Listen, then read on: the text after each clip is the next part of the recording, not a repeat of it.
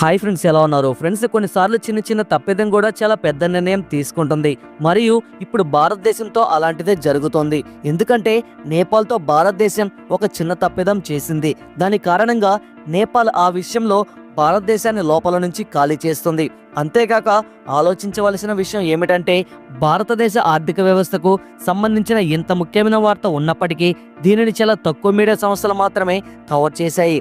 అవును ఫ్రెండ్స్, మనం మాట్లాడుతున్నది ఎడిబుల్ ఆయిల్ గురించి, అంటే వంటలో ఉపయోగించే నూనె గురించి.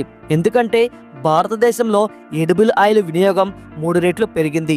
కానీ మీకు బహుశా తెలియకపోవచ్చు, భారతదేశ విధానం ఒకదాన్ని సద్వినియోగం చేసుకొని నేపాల్ భారతదేశంలో ఈ ఎడిబుల్ ఆయిల్ను భారీగా సరఫరా చేస్తూ మార్కెట్ను తన ఇష్టానుసారంగా నడిపిస్తుంది.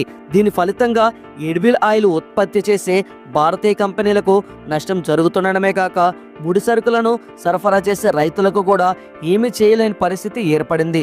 అయితే దీనికి ఒక పరిష్కారం ఉంది. దాని ద్వారా భారతదేశం ఈ సమస్యను తొలగించగలదు.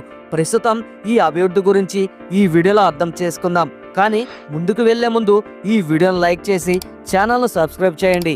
ఎందుకంటే మేము మీకోసం ఇలాంటి కీలకమైన వార్తలను తీసుకొస్తాము.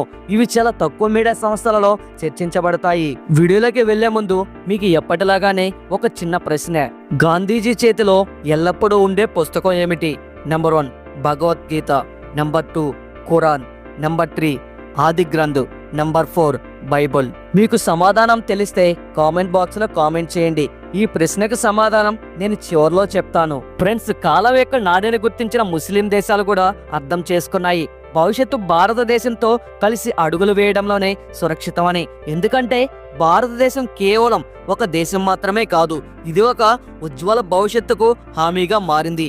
భారతదేశం ఉగ్రవాదానికి వ్యతిరేకంగా కఠిన నిర్ణయాలు తీసుకోవడం ప్రారంభించినప్పుడు ఒక్కొక్క దేశం భారతదేశానికి మద్దతుగా నిలబడుతూ వచ్చింది.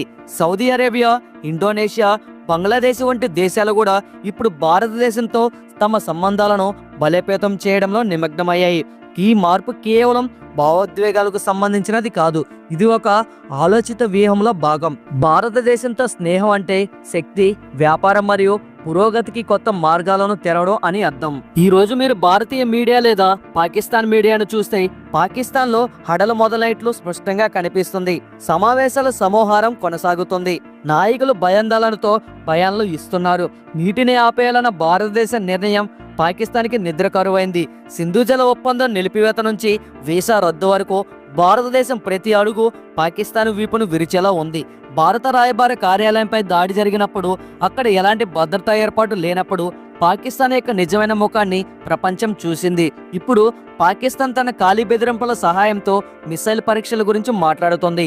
కానీ ప్రపంచానికి తెలుసు, ఇవన్నీ కేవలం ఖాళీ గేదెడ బెదిరింపులు మాత్రమే అని. భారతదేశం యొక్క ఓర్పు ఇప్పుడు దాని ధైర్యంగా మారింది.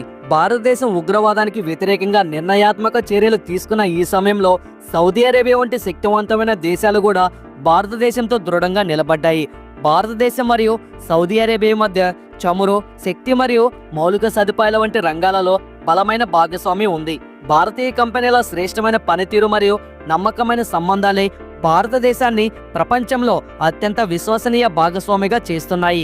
సౌదీ అరేబియా పాకిస్తాన్లో తన అన్ని పెట్టుబడి ప్రణాళికలను వెనక్కి తీసుకుంది మరియు ఇప్పుడు తన భవిష్యత్తును భారతదేశంతో అనుసంధానించడంలో నిమగ్నమైంది.